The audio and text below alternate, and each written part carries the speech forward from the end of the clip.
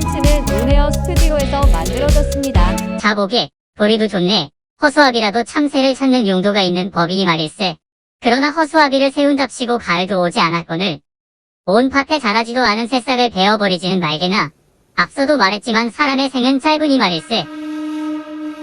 나이가 먹도록 들은 바가 있기에 단호박처럼 말은 하였지만 결국 그는 일개무지렁이 나무꾼에 불과했다.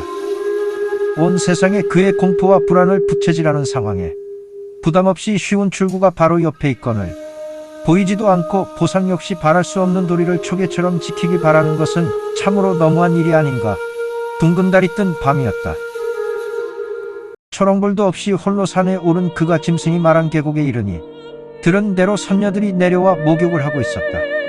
나무꾼은 날개옷을 훔쳐 숨겨놓고 멀쩡히 떨어져 사태를 관망하였다.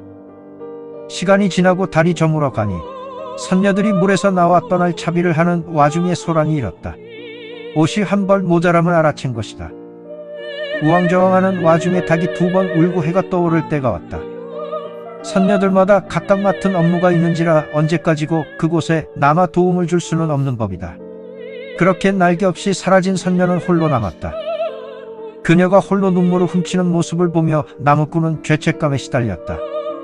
그러나 관성이란 사람이 육에만 영향을 미치는 것이 아니라 정신에도 마찬가지로 작용하는 법이다.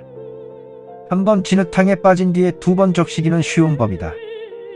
그 머릿속에선 죄책감을 느끼는 것과 동시에 무시무시한 합리화가 진행됐다. 그는 숨을 골랐고 적절한 때를 기다렸다. 그리고 몇 날 며칠 고민했던 그 첫마디를 내뱉었다. 누구요? 걔 누구 있어?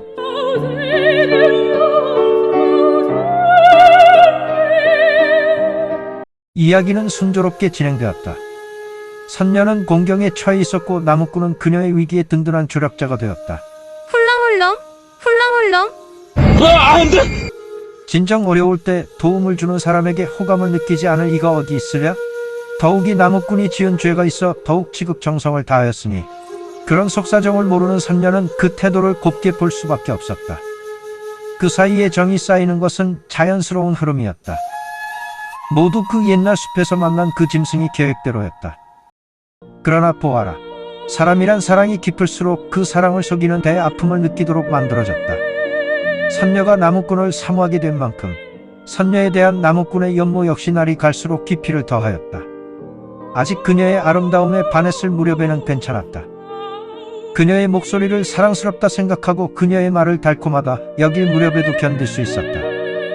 그녀와 혼례를 치르고 아이를 둘 낳고 그 언젠가 그토록 바라던 그런 생활을 하면서 나무꾼은 어떻게든 버텼다.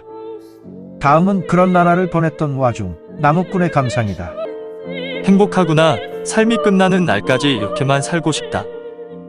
아니, 삶이 끝난 후에도, 아니, 삶이 끝나지 않으면 더욱 좋으리라. 그럴 수만 있다면 무슨 짓이라도 하리라. 참으로 짐승 같은 생각이 아니라 결심이 무색하게도 나무꾼의 죄악감은 선녀를 향한 사랑이 깊을수록 강해지는 동시에 성실하게 마음을 좀 먹었다.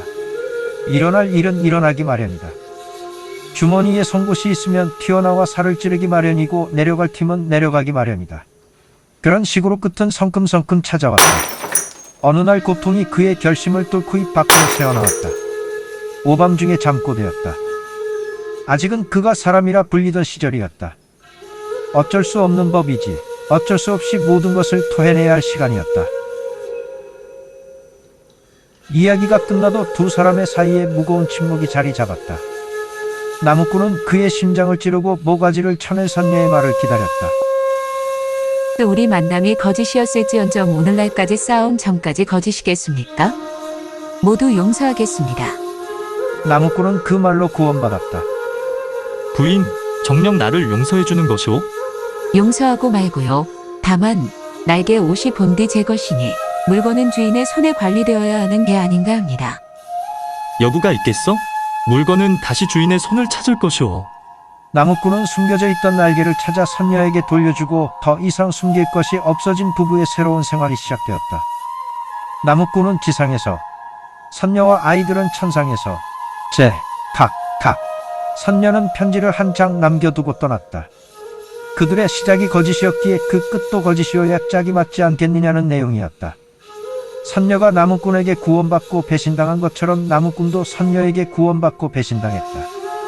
두 개의 이야기가 맞물려 짝을 찾았고 모든 것이 본디 있어야 할 곳으로 돌아갔다. 그러나 나무꾼의 마음만은 그러지를 못하였다.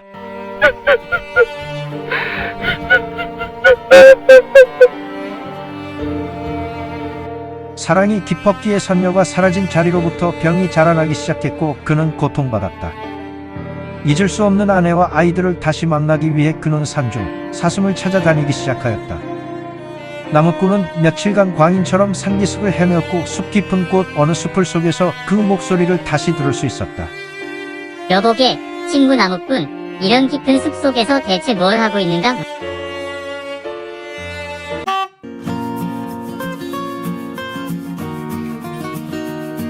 자, 어때요? 이번 편도 재밌었나요?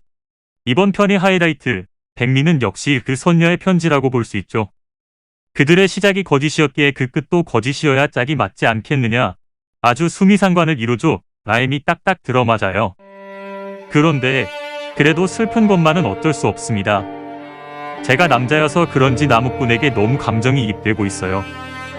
그런데 어느 대학교에서 선녀와 나무꾼 이야기를 가지고 토론을 했대요. 물론 당연히 나무꾼 나쁜 놈 사기꾼 뭐랄까 성추행범이라고 해야 되나? 하여간 성범죄자 이런 취급을 받았는데 그쵸, 나무꾼의 행동은 잘못됐어요. 선녀와 나무꾼 둘 다 배신을, 결국 사랑의 배신자가 되었는데 둘 중 누가 잘못했냐면 당연히 나무꾼이죠. 시작이 나무꾼이었고 나무꾼이 잘못한 건데 여기서 내가 과연 나무꾼의 입장이었을 때 잘못된 선택을 하지 않을 수 있을까? 이건 또 굉장히 어려운 질문이에요. 우리는 그러겠죠. 사람인 이상 그러지 말아야지. 물론 지금의 얘기입니다. 그런데 말입니다. 인간은 상황과 호르몬의 지배를 받습니다. 여기서 감히 나는 나무꾼처럼 하지 않을 것이다. 라고 쉽게 말할 수 있는 사람은 굉장히 오만한 생각이에요. 그렇다고 제가 나무꾼처럼 하겠다. 이 얘기는 아니에요. 아시죠, 여러분? 감상평은 이 정도로 하고 다음에 또 3편으로 더욱 재밌게 찾아뵙겠습니다. 그러니까 여러분, 구독, 좋아요 눌러주세요.